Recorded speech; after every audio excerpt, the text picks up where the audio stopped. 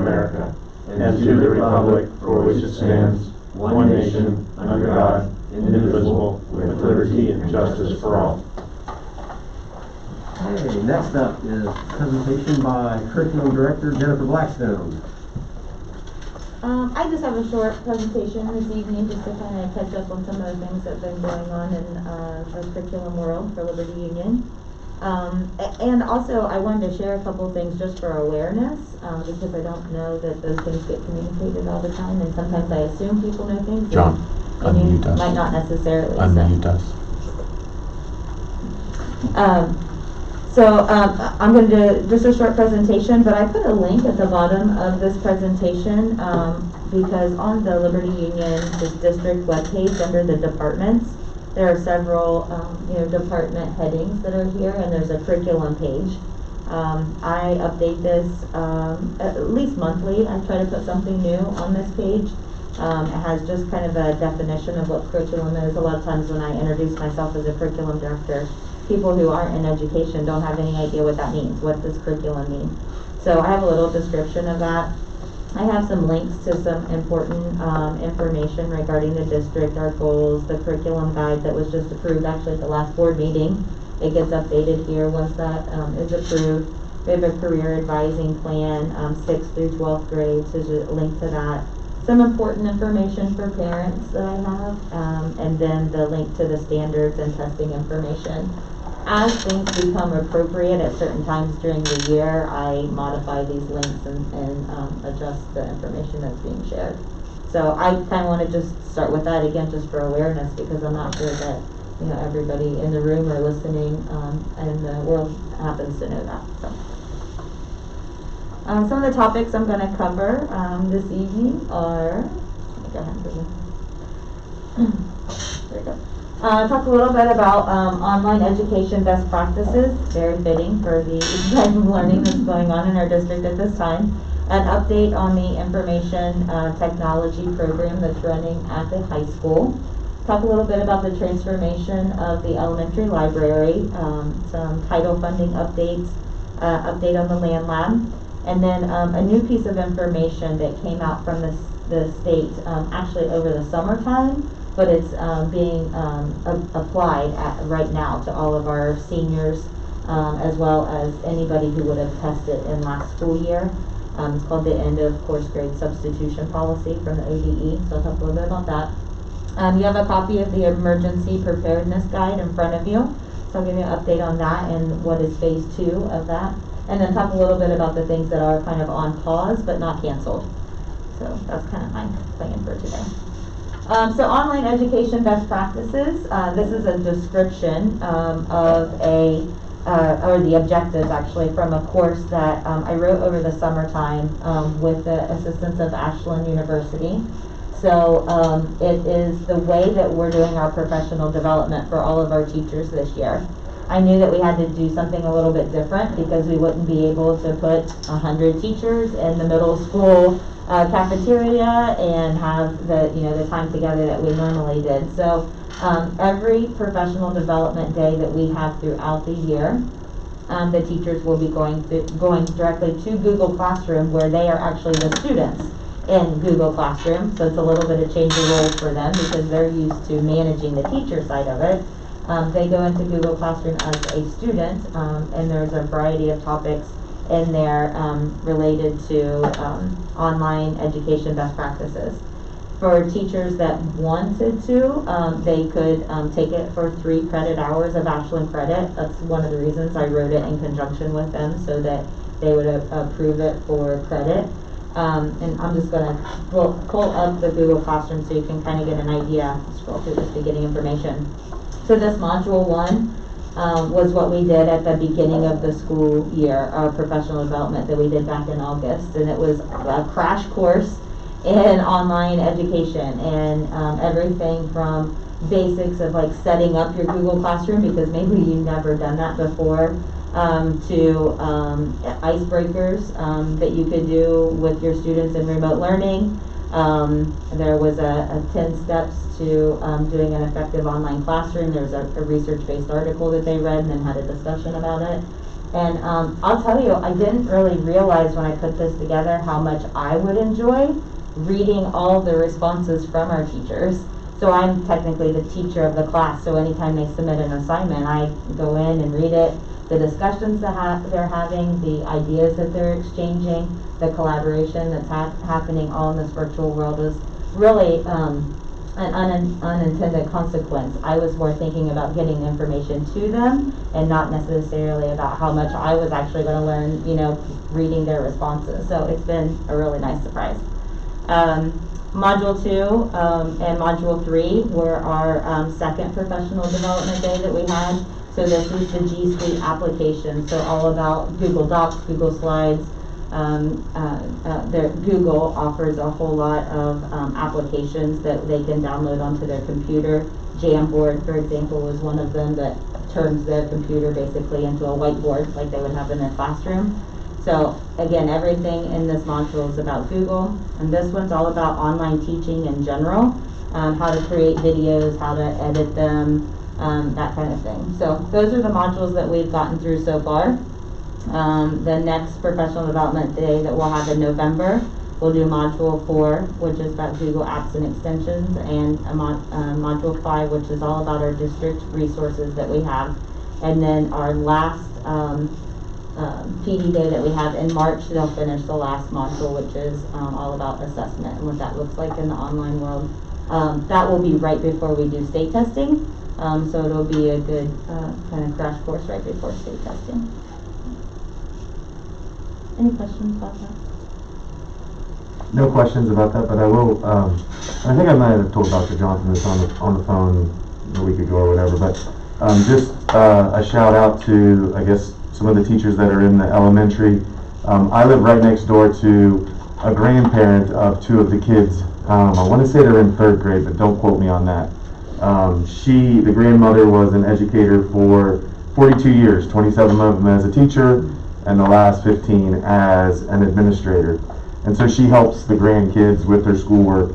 She said that the elementary is providing amazing curriculum and working with them through this online process. So she couldn't be happier with the way things were going, impacting her grandkids. So I just wanted to give kind of a public shout out to the work that's being done there. I'm sure it's being done across all of the 3 schools, but you know, I wanted to give that special shout out to Mr. Harris and the group that's working down there. So. Yeah, I appreciate that. Yep.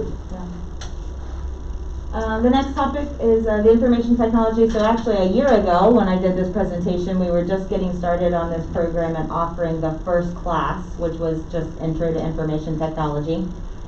We have, through a bilateral agreement, a partnership with the University of Cincinnati, and they basically have a guarantee out there that if our students during their time at Liberty Union High School complete the 6 information technology courses that are UC courses, and then 3 additional college level courses, which is an English, a math, and a social studies, all at the college level, which they can take through UC or Zane State or OUL, any of those kind of partnerships. And if they get a C or better in all of those classes, then they have guaranteed entry into the University of Cincinnati into their information technology major there. So what happened in the last year is we had every freshman take information technology last school year. And then we had a couple sophomores, juniors, and seniors who just happened to have an interest in technology and kind of took that information technology class as an elective. Last year in March, we submitted a CTE 26, which is the form that you tell the state that you would like to hold and sponsor an approved CTE program, Career Track Education Program, and it was approved. So currently this year, we are an approved CTE program for information technology. And what that means for us is, one, is that we have to offer not just the one information technology class, but we have to actually offer 4. So the current courses we're offering are information technology, computer networking, systems administration, and fundamentals of web design. Funds are currently frozen from the state that are CTE funds.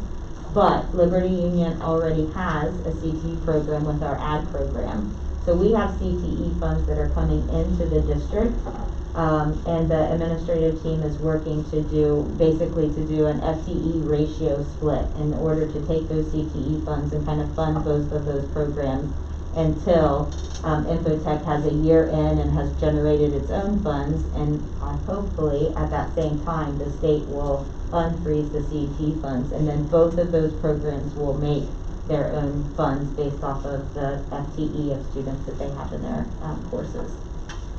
The reason I mentioned that there were a couple sophomores, juniors, and seniors that just happened to take Infotech last year is because we actually have 3 seniors right now who are interested in going to the University of Cincinnati and taking advantage of this great opportunity. And so what they did last year, they took the Infotech as juniors. This year they are taking the computer networking, the systems administration, and the fundamentals of web design. And then through online University of Cincinnati courses, they're taking the computer programming and the database management that we're not actually offering here yet. We won't do that till next year. So they will graduate as seniors this year. They'll graduate and they're going to the University of Cincinnati. So even though we didn't really intend for that to happen for a couple years, 3 students were really interested in enough to do that. So Jennifer, can you walk us through like what an incoming freshman would have to do, and then their freshman year, their sophomore year, junior, and senior? Yeah. Could you just walk us through what that would look like now, starting next year when we have all of the classes available? Yep. So as a freshman, they would take information technology. As a sophomore, they would take computer networking. At junior, they would take systems administration and fundamentals of web design. And then as a senior, they would take computer programming and database management. So that's how they would do their IT sequence. But they would also, at that same time, have to also get those 3 other college level courses. A math, which they could take, Michelle Whitaker's classes that we have through Zane State. We have AP, American History, or Keith Robinson's history class that they can take. And then they would also have to take an English class, which we currently have a teacher right now who is going back to get her degree so that she can teach the English. So and those, oh sorry, go ahead. I was going to say, so in a short period of time we will offer this entire program on our campus. And so those 3 classes outside of the IT piece would primarily get done their junior and senior year. Yes. Right? Okay. Yeah. Okay. Yeah. They So can really start them as early as 7th grade, but yes, technically, usually it's their juniors. Yeah. So really, they've got to take 2 electives or use 2 electives in their freshman and sophomore year. On the IT piece, Correct. And then their junior year, they could. So by the time, I guess where I'm trying to go is like, how early do they have to decide? Like maybe UC is a place I want to go. Yeah. We're not saying they have to decide that at 14 or 15. No. By the time they're a junior, they can get kind of all of this done, and which is a time in which they can. Okay. Yeah. In addition to that, they would enter UC as juniors or sophomores? Sophomores. So they would enter UC as a sophomore, so they would already be considered. They're basically completing their freshman year of high school, or freshman year of college throughout their 4 years of high school. Do we know, is UC's program one in which it takes 4 or 5 years, or is that just, is it just depend on the kid and the... They offer both a 4 and 5 year program. The 5-year program, they actually graduate with their master's. So in theory, they could go to school for 4 and come out with their master's. Or just do 3 and have their master's. Correct. Yeah. So And they can still take, they can take these classes without, if they want to take 1 or 2 classes, they can do that as an elective and just. Sure. Okay. Yeah. Yeah, so if they didn't want to it's do the whole open to program. anybody, yeah. And the other thing, so the way that the University of Cincinnati talks to the students is that their sophomore year is actually a co-op, their first semester that they're there. So they have partnerships with businesses around the Cincinnati area where the students actually go and work in their IT department. So it's a paid internship. It's a paid co-op.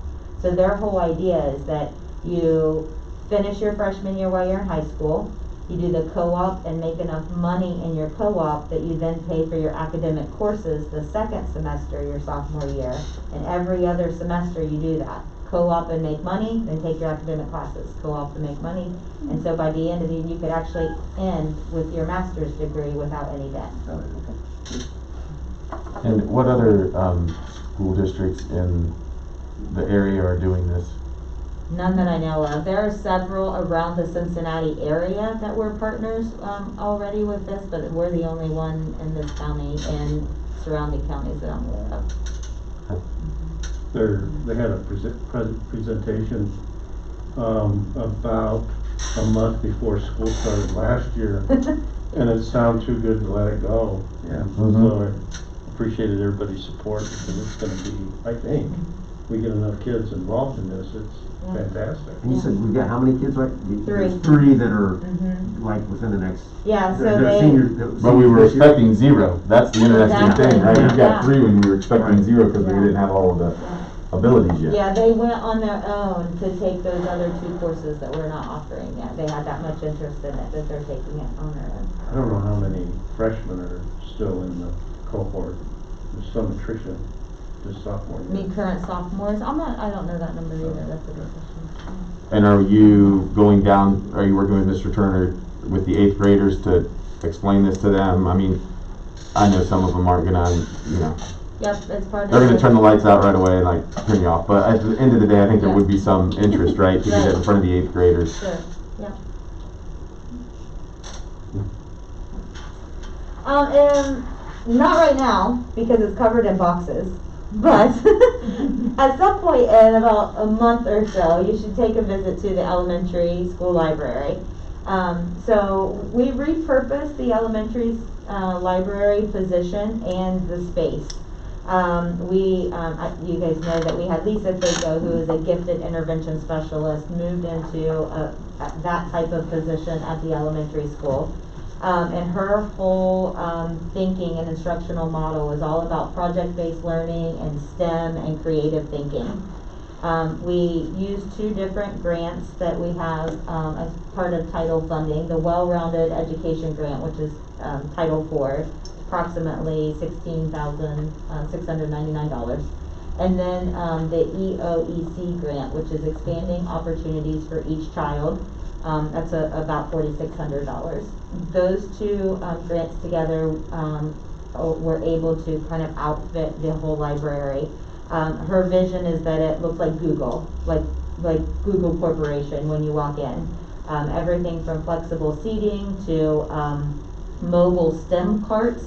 So you have like a cart, literally a cart like on wheels, and every inch of it is covered with all kinds of materials and gadgets and gizmos and robots that you program and all these different things that the students use for creative thinking. And some of the things that she's doing now, even as she's unpacking boxes and was like, I can do this with the students. And the whole idea is that not only that space is transformed into that kind of area, but those mobile carts can then also go to a classroom where that creative thinking can happen within the classroom setting when the library is being taken over by another classroom. So we'll have 4 different carts that go to each grade level as well. So it's pretty funny. Alice gets covered in boxes every couple days, the boxes, and then Lisa takes them over and packs them. So about a month from now, go check out the elementary library. Pretty interesting. On the topic of title funding, so this just is a breakdown. Title I funding, when it comes in, it's about $212,000, and what that funds for us is a school-wide program at the elementary, all of based on literacy. So any of our curriculum, instructional products, and resources that we purchase. 2 full-time teachers for reading intervention. They've also taken on a little bit of a new role this year because they had some specific training in a program called Letters, which is all about the science behind reading, like how students learn to read and the science behind it. And so they're kind of wearing a different hat this year and not just working with students, but they're doing professional development for all of the staff members in the elementary. It's also purchases our iReady reading, the toolbox and the professional development for iReady. The Reading Recovery Conference, we send 5 teachers and the principal to that every year. And then Diane McCune, her consultation, she comes into the district and it covers a portion of that. We normally get an additional allocation each year, approximately $15,000 throughout the year. We'll get an additional, and that will help support the rest of Diane McCune's consultation. But we can't ever guarantee that because we don't know that allocation comes along. And then Title II, we actually take all of the Title II and we transfer that into Title I. It's just a budget adjustment in the grants program, and that helps to fund the elementary counselor position. Just like on the curriculum page, there is also a web page on the district website for federal programming. Gives an overview. This is one of the compliance things that we have to do. We have to make sure that we tell people how the funding's being used. So there is a page on our website that describes all of that, in addition to all of our annual notices and just information regarding Title I funding. Again, that's just an awareness piece because I just didn't know if everybody knows that those pages are kept out there.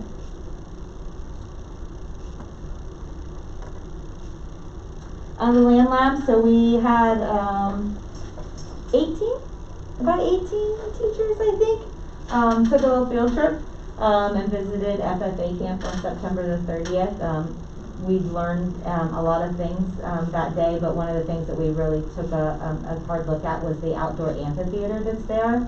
There's a hill in the land lab that would be kind of a perfect area to make like an outdoor amphitheater for an outdoor educational space. And Mr. Turner helped to put together all of the logistics and plan everything from transportation to food that day and our tour guides and everything. There's also a lot of outdoor learning activities like team building, high ropes courses, low ropes courses, things like that, where all of the teachers could get a visual of what the land lab could look like. We have 7 teachers right now that are working on curriculum units, and then we'll have round 2 of that will start in January.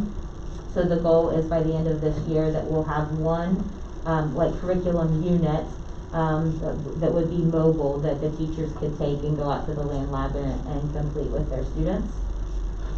We are halfway done with our Project Wild training. It's a 2-day training. We had 13 teachers and instructional aides that completed 1 day, and then COVID occurred, so our second day was canceled, but we still have that. And then we also have 3 students that are doing projects related to the land lab that are in the agricultural leadership course, which is the new course at the high school. That's a capstone course in the ag department. We have 3 students who have selected to do their projects this year, all about the land lab. Identifying, like putting tree identification markers out there and identifying some of the flowers in the raised beds and that kind of thing. So, some pretty interesting projects. So. I walked through there about 3 weeks ago and was amazed how they cleaned it up. It was awesome. Yeah, so that's really nice. Yeah. The students have been using it. I mean, daily. There's at least a class out there, in this time of year, and trying to get outside, get the masks off, and all that stuff. So, we're really, really utilizing it. This is what I kind of mentioned at the beginning. So in June of 2020, House Bill 164 was passed, and it allows for course grade substitutions. Because of the closure of school that occurred last spring, there were several students that were not able to take the end of course exams that match their high school level courses. So, and this has graduation requirements attached to it. So elementary and middle school, they don't need to worry about a policy like this because it's not tied to graduation in any way. But when you get to high school, you have an algebra class, and then at the end of that class, you're supposed to take the end of course exam and prove your proficiency in it. Well, because students weren't able to have that opportunity, what this House bill says is that whatever the student grade was in that class is the equivalent of the score they would have gotten on the test. So if they got an A in the class, then they got a 5 points towards graduation. If they got a B in the class, they got 4 points. If they got a C in the class, they got 3 points. they have to accumulate 18 points towards graduation. And there's a lot of other moving parts there, but the other thing that they said, and this was really beneficial for a lot of students, a lot of times when you're enrolled in the course and then you take the test at the end of that class, you take the end of course exam, but then let's say that you got a 2 on the test. A lot of students want the opportunity to retest and get a 3 or get a 4 or get a 5, get more points on that test towards their accumulation of the 18 points that they're trying to get. Well, even though we had like juniors, for example, that weren't in algebra anymore, they were scheduled to retake it in the spring. They wanted that other opportunity to try to get more points. And so if the student was scheduled to take it, they could also do the grade replacement. So even though they took the algebra class as a freshman, so 3 years ago, and got a B in that class, but they only had 2 points worth of points from that test, that B got them 4 points, and so now they can change out the 2 that they had scored on the test. So any student enrolled in the class last year that would have taken it, or was scheduled to retake it, even though they weren't in the class, they had previously completed the class. So once we did all of those calculations, we have very, very few students that have to retake any tests in high school in the current senior class. So I don't have that exact number of students, but it's less than it's not even a double digit, like 7 if I had to guess. But yeah, not very many students at all. So. Thanks for you. Yeah. On your desk is the emergency preparedness guide. So there was a district level committee that met, started last year, started meeting and putting together information that would be kind of like the handheld thing that the teacher would grab in any kind of emergency that would occur. This is the outcome of the meetings from that district level committee. Every employee, not just teachers, but every employee in the district has one of these. And then they will have a public schoolworks online module that they'll go in and they'll sign off on that they have a copy of this and they are aware of the policies and procedures that are in place. These are your copies, so you can have them as well. But it's basically just an easy reference where any type of situation that's occurring, they can go to the color-coded tab and just kind of see the kind of basic 5 first steps that you do just for communication to the right people and what details to share and just to get the communication going in any type of crisis. Does it, is this required by the state? Is this required, or are we just saying we need this? There is a plan that is required by the state, and we submit it into an online system.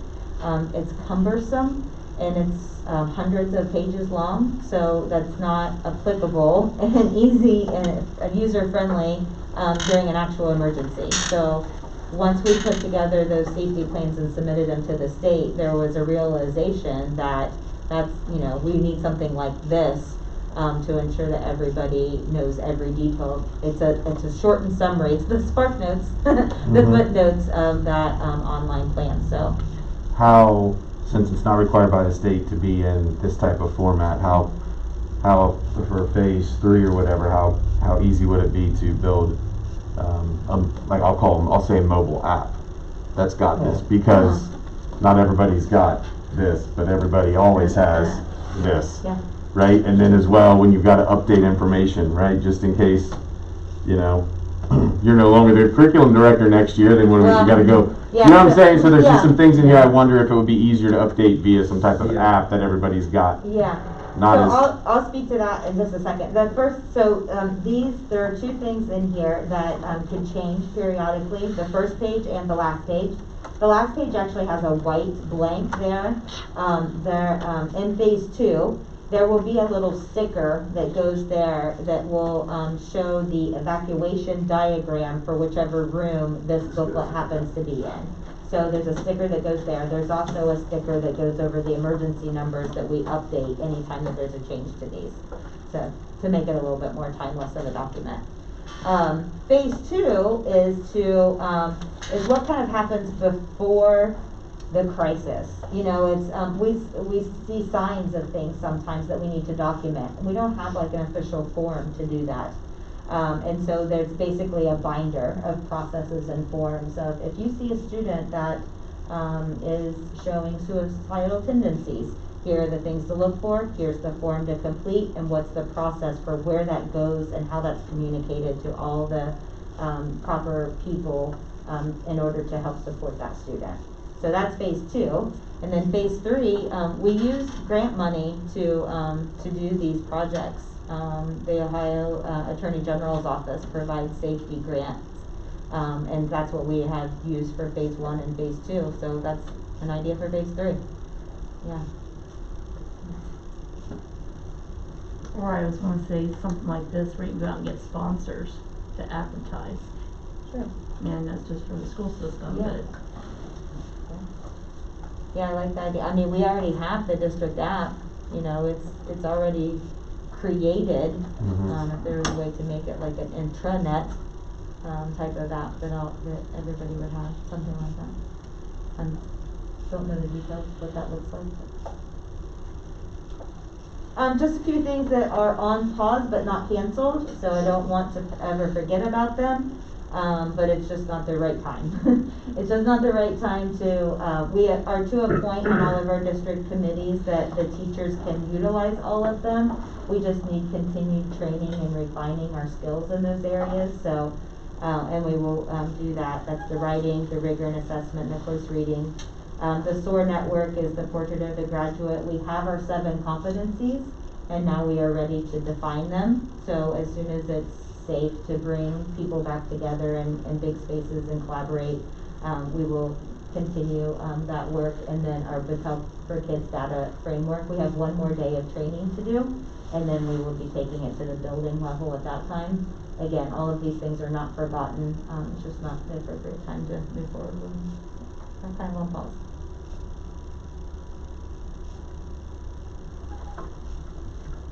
Any questions? Thank you, Jennifer. Yeah, Nice job. Thank you.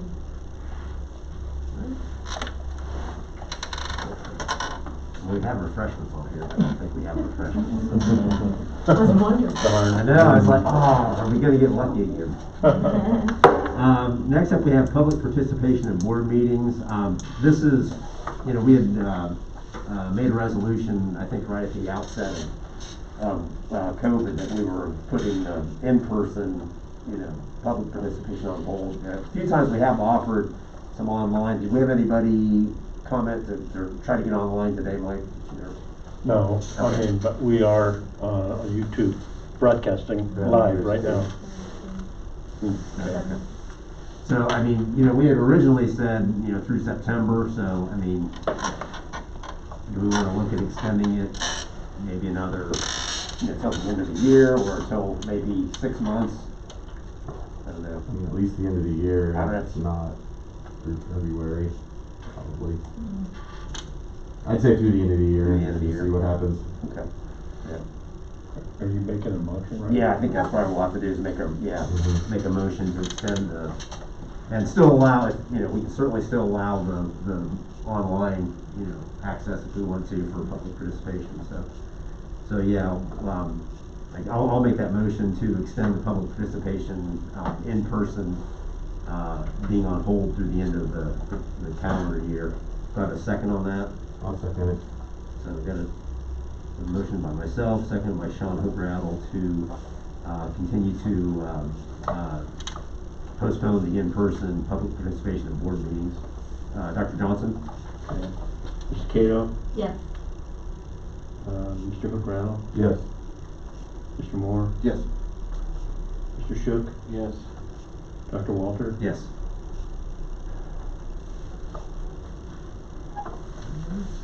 Item 6, discussion and approval of the minutes. And this takes us roughly through page 34, I believe. And a lot of that was some of the recycling.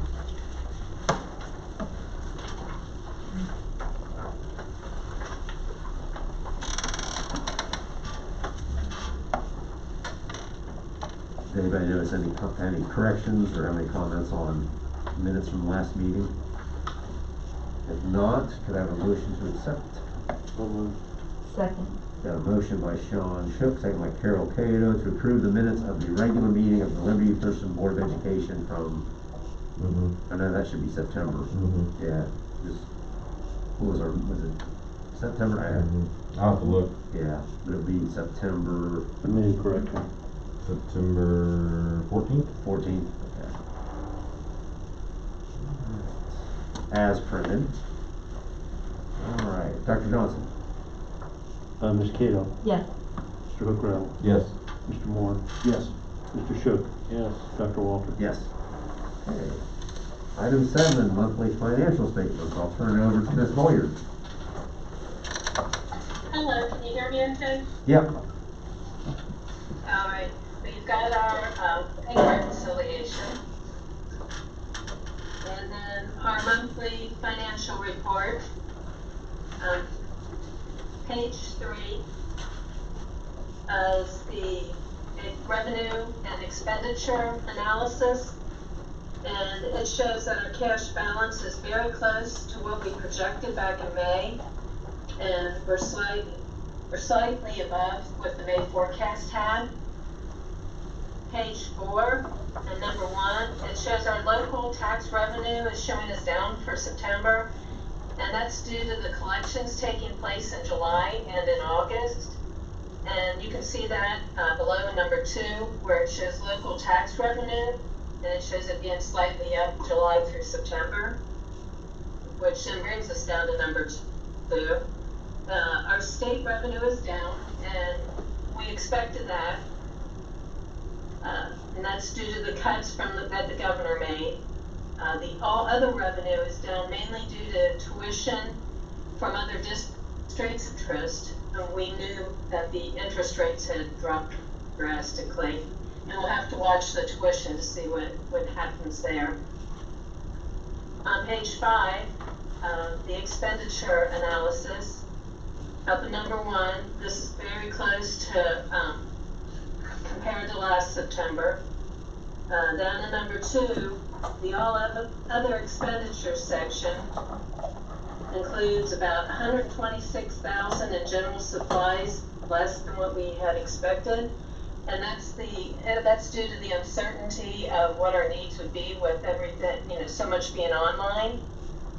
And this is also about $112,000 is from equipment, which is largely due to the computers we purchased at the end of last year that were for this year, and also a bus that we are getting this month. And normally we get those like in July, but due to COVID, they had to slow down on getting us our buses too. Page 6 is the interest, and page 7 kind of gives you the percentages like I had on the old report that I had given. The total revenue for the year to date is a little above our estimated revenue, and that's mainly due to the property taxes. And our total expenditures are right about 25%, and this is based on the 5-year forecast that we filed in May. Next you have our bills. And on page 1, 95314 to CPDBS for $3,295. That was equipment for scanning ID cards for the lunchroom, and that came from our Corona Relief Fund. Check 95333 to Variety Floors for $11,993.29. That was for 2 classrooms in the elementary office, and that came from the general fund. And 95357 to Membean for $3,355. That was for student vocabulary subscriptions, and that came from the general fund. On page 2, 95366 today's classroom for $4,615.70. That was additional cafeteria tables, and that was to help with spacing, and that came from ESSER money, which was a federal grant. 95385 DR bleachers for $8,617. That's bleacher service and inspection at the high school, middle school gyms, and the high school football field, and that came from the general fund. 95393 to David Price for $17,932.12. That was to excavate and pour concrete the new athletic building, and that came from the building fund. 95409 multi-service tech solution, $1,841.97. That was more TVs from Best Buy, and we still have one more to purchase, and they'll be taken care of. And that came from the general fund. On page 3, we have 95429 Woodworks for $13,816.24.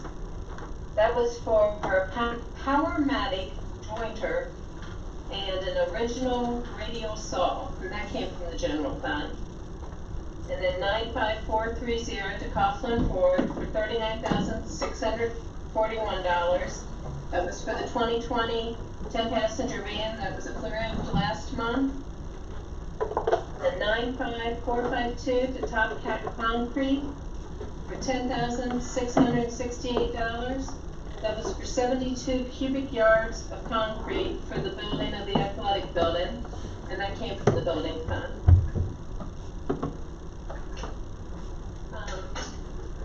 And after that, you have the appropriation changes for the 018 200s and 300s. Then we have donations, $537.95 from Kroger to the middle school principal, $30.08 from Kroger to athletics, $92.41 from Kroger to high school yearbook, $250 from Kevin and Courtney Fleeman to football for team meals. $7,951.68 was a booster donation for a John Deere Gator to the athletic department. $200 Baltimore Family Dental for team meals to football.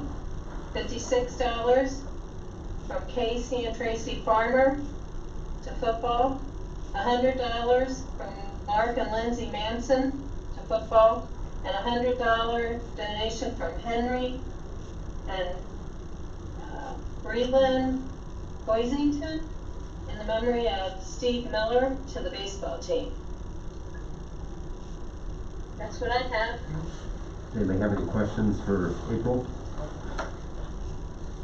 No? Could I have a motion for the monthly financial items? So moved. Got a motion by, is that Second. you? Motion by Carol Cato, second by Sean Shook to approve the monthly financial items as stated above. Dr. Johnson? Mr. Hook-Rattle. Yes. Mr. Moore. Yes. Mr. Shook. Yes. Dr. Walter. Yes. Ms. Cato. Yes. Item 8, new business financial appropriations. The treasurer, April Boyer, recommends approval of the 2021 permanent appropriations. That's item A. Item B, service providers. The superintendent recommends approval of the following for OH Tech, contract period 3/12/2020 through 3/11/2022. Support and subscription vSphere fee is $3,097.90. C is an agreement between Liberty Union-Thurston School District and University of Cincinnati for the College of Education, Criminal Justice, and Human Services on behalf of the School of Information Technology. D is disposal approval. The Food Services Department Director, Mr. Jan Frederick, is requesting and recommending approval to dispose of a 6-burner electric Vulcan range, a washer at the high school and a washer at the middle school. The range is the original from the opening of the elementary building in 1977. I can imagine the cost of repair that exceeds the value. Yeah. I can imagine. Okay. All right. April, anything you'd like to add on the appropriations? Yes, that adjustment is due to a connectivity grant we received, and it was due to COVID that we're getting that money, and we're buying switches for, better Wi-Fi.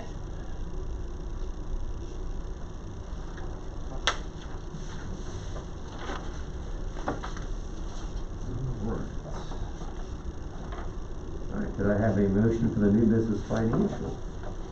So moved. Second. Okay, Dr. Johnson? Mr. Moore, Yes. Mr. Shook. Yes.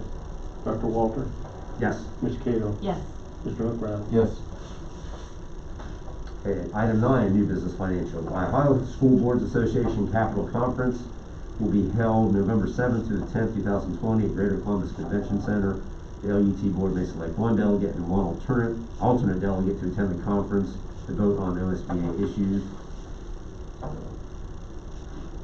Have they even said whether they're gonna I have was a gonna- conference yeah. this year? It's a virtual Virtual, conference. yeah. Yeah, okay. Oh, okay. Well, I mean, that allows the opportunity for others Yeah. to Yes. step up and be the delegate, because that's been me for the last 9 years. You're doing a great So job. Since it's virtual, We're okay with it. since it's virtual, now somebody else has that opportunity. I don't wanna hog it all. We think you're doing a great job. Go ahead. Mhm. You'd hate to take that away from you, Mm. Mr. Mhm. So it sounds like there's overwhelming support for, Mr. Mhm. Hookrat. But it still has to go to motion, so. So for a delegate, is that the, proposal that? I think Sean. How about alternate? You. Since he's doing so well, we can just make him the delegate and the alternate. And the alternate. That way you can make one of them. That's right. You've been alternate before, I think, haven't I you? have, Yeah. yes. Unless you But want. somebody else can take it over. No, I we'll leave would, it. but, I mean, I would not be able to. All right, fine, next year, somebody else can attend it in person, I get it. Well, I'll take the virtual one. Who's the alternate, Dr. Carol. Walter? Carol. Carol Cato, okay. All right, do I have a motion for the, So moved. that?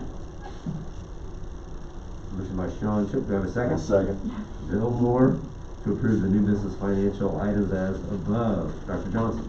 Mr. Moore, Yes. Mr. Shook, Yes. Dr. Walter, Yes. Ms. Cato, Yes. Mr. Hookrat. Yes. 10, new business personnel, and we do have an addendum on this section as well. So, A is resignation. Varsity basketball cheerleader coach Lindsay Rowland has submitted her resignation for personal reasons at the end of the season. Recommend approval. B, employee personnel. The superintendent recommends approval to hire the following personnel. Number 1, Melissa Bader, position custodian, hours and building as needed, where needed. Step 0, effective date September 21st, 2020. 2, Kelly Saunders, food service, middle school, 4 days a week, 4 hours per day. Step 0, effective October 20th, 2020.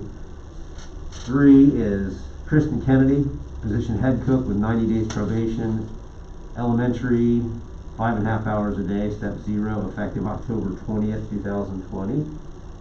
4, Desiree DeLong, position transportation, step 0 with 90 days probation, and effective October 26th. And there's also a caveat that she will have 6 months to obtain her CDL. Let's see, then to C, certified substitute list. Request and recommend approval of the October 2020 certified substitute list from the Fairfield County ESC. Do I have a motion for the new business personnel items? Second. Got a motion by Sean Shook, seconded by Bill Moore, to approve the new business personnel items as above. Dr. Johnson? Mr. Shook, Yes. Dr. Walter, Yes. Ms. Cato, Yes. Mr. Hookrat. Yes. Mr. Moore, Yes. 11, new business other. Recommend revision of the school district's adopted reset, restart, and reopening plan. And Dr. Johnson, I'll let you kind of speak to that, and then we'll move on to this. all right.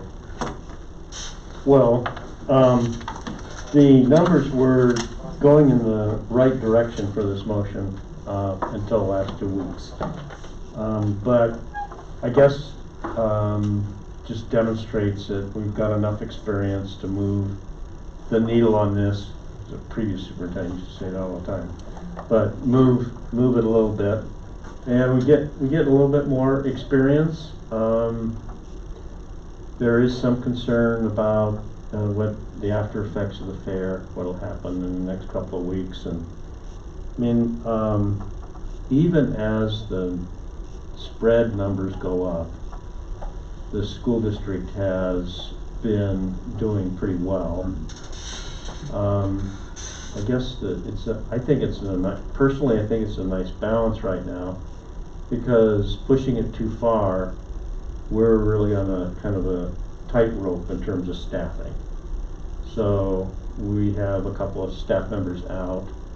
If we were to have 8 or 9 staff members, we'd start getting to a position where we would not have enough staff to operate the school. But I would like to request the board adopt this resolution as a point of discussion, and a commitment on my part. As we get more experience, I'll come back and offer a different resolution, but I think we're in an ideal position right now. I know there are others that are opening up, but I think that the swift reversal from 78 to 108 to 126 is pretty remarkable. So gives us a time. I think morale is pretty high among the staff. I think morale is pretty high among parents. I do get a chance to talk to parents.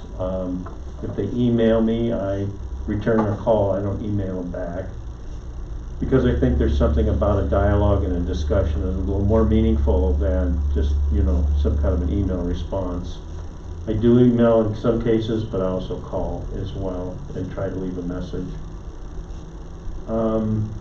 I don't know what kind of feedback you're getting, but when I sent them, I sent the notice out that we had a staff member positive in the middle school. I did get quite a bit of feedback, and I did offer to the board members the extremes of kind of the feeling. It's really interesting where people feel on that continuum. The vast majority of people are really pretty much in the middle, demonstrating lots of respect. We get a chance, Jennifer and I get a chance to be out there every day, pick up and drop off, and you have a chance to talk to people. It seems like there's general satisfaction with what we're doing. There are a number of people that want us to do more, but I think we're opening up our school to athletics, and we're going to start opening up the school to the recreational kind of sports. We aren't going to hold any meets or anything, but we're going to let them practice and get a feel for it through December, and then maybe we may host a game or two within the recreation area. I don't know what else to say other than I really would like to have support for that resolution. It's certainly an easier target to attain at the 75, I think, than otherwise to get to the yellow. Originally it would have been down around 50, and that's going to be, I think we're going to find that's going to be awfully difficult. Yeah. Just because. Yeah. Because the one indicator it's going to be right forever. Right. Because there's never going to be a big enough outbreak in a retirement community type thing that's going to drive that number below 50%. Right. So that's always going to be met. Yeah. So then it means we only have to meet one more to be orange. And we're going to meet because of where we are located, we are going to meet 50. We're going to be above 50. And I think that's a function of testing too. We continue to test a lot of people, and we do watch the hospitalizations and some of those other numbers, but the more people you test, naturally the more people, as this thing spreads through, we're going to see continue to see fairly, So the CDC has put out some information that has some folks concerned, because in our plan we reference vaccine. And then if we get to a solution on the vaccine, we would come back independent of all this other that's going around this. CDC said that elementary students wouldn't have access until April. However, when the vaccine does come out, first responders and the elderly and so forth are going to get first access, and teachers are considered first responders. So at some point, when our adult teachers and so forth get a chance for that virus, it would be easier Yeah. to say we're going back full time because our staff has the opportunity for inoculation or that kind of thing. So that could come Oh, yeah. in a couple of months, who knows? I don't know. But Yeah, because I agree. I don't think we need to wait on it to where necessarily the students have it, Right. because they tend to be the least susceptible to Right. to this one. I mean, not to say that some of the kids can't, but the vast majority of their cases are either asymptomatic or fairly mild. So yeah, as long as we can protect the teachers and staff. my concern is keeping the doors open for a healthy staff, and so if we can get there, and it'll happen sooner than anything else, I'm sure. I mean, I can tell you that the people that I've talked to haven't changed their opinion. They are of the opinion we should be back. Everything that they're seeing is the same stuff we're seeing. I mean, Right. we're not going to get to yellow anytime soon. So the fact that we're setting back, just saying that, well, once we get to yellow, that there could be a vaccine before we get to yellow. Right. And so that to me is putting something out there that's never attainable. And I think that's what frustrates many of the people in the public that I talk to, is that's their frustration. You've got something out there that's not really attainable. So I like this, right? This gets me a little happier with where it would be. It doesn't make me want to go out and do cartwheels. But I think it's I more- can support something Yeah. that's a little more lenient. I don't know if you've got in here whether it's you do have Monday, Tuesday, Thursday, Friday, reserving Wednesday for a deep cleaning. I fully support that. So and we've seen some of the other schools have issues or whatever, and they've taken care of that on their end. But being in school 4 days a week, man, I know I've got two kids that would love to be in school 4 days a week. No ifs, ands, or buts about it. They both would jump at the opportunity. So I know that not all kids have that, but that's why there's also that opportunity to be remote 100% of the time. And that's what those kids could potentially do. So we move to this new benchmark, whatever we want to call it, and we get more weeks of experience that feel and behave similarly. Maybe we can move it a little bit more. Yeah. Maybe bring it back. Anything else on that, anybody? B, technology acceptable use policy and handbook. Superintendent, Dr. Michael Johnson, and Technology Director, Mr. John Lavelle, request approval of the policy -R and ED-E. Any highlights on that? John, you want to address that? No, it just covers, basically, it's just removing a lot of old language and stuff like that. Okay.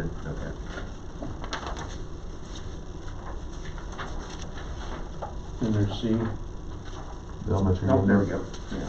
Elementary handbook. The superintendent and elementary principal recommend approval of the addition of the elementary student handbook, reporting to parents.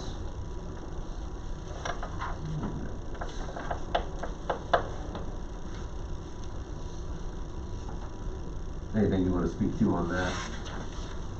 No, just updated. And we got D, memorandum of understanding, MOU between the Liberty Union-Thurston Local School District Board of Education and OPSI, AFSCME Local, AFL-CIO Local 494.